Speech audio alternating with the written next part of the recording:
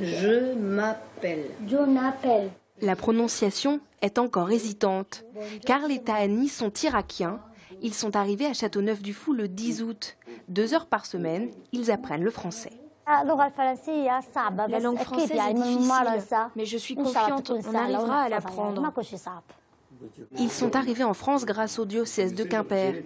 Le prêtre, Philippe Moisan, se charge de leur donner des cours. Ils parlent l'arabe, un avantage, car ces familles parlent peu l'anglais et doivent absolument apprendre le français. Pour eux, c'est essentiel, ils le sentent bien. C'est la première des choses, c'est ça.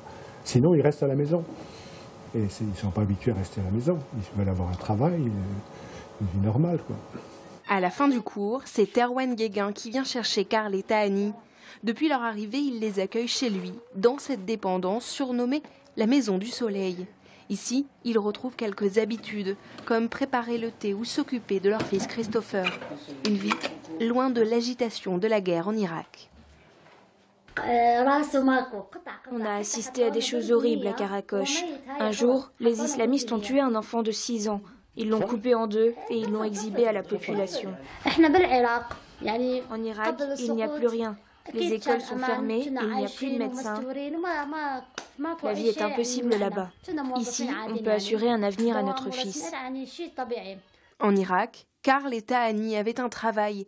Elle était infirmière, lui commerçant. Mais aujourd'hui, ils n'ont plus aucune ressource. Leur visa leur permet de rester 6 mois en France pour l'instant.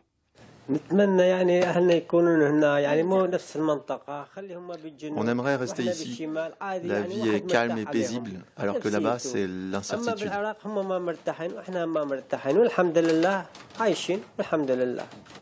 Au quotidien, Erwan se charge de leur trouver de la nourriture, des vêtements grâce aux associations. Il les aide surtout dans leur démarche administrative, un engagement important. On ne maîtrise pas l'avenir, hein. Ce sont eux aussi qui vont construire leur avenir. On se sent aussi un peu responsable, c'est-à-dire qu'ils sont là, mais ils se trouvent entre guillemets un peu analphabètes, ils ne peuvent pas lire, ils ne peuvent pas non plus communiquer. Et le chemin sera sans doute long et quelque part aussi c'est un engagement aussi pour l'avenir. Pour l'instant, ni Erwan, ni Karl, ni Tahani ne savent combien de temps ils vont devoir cohabiter.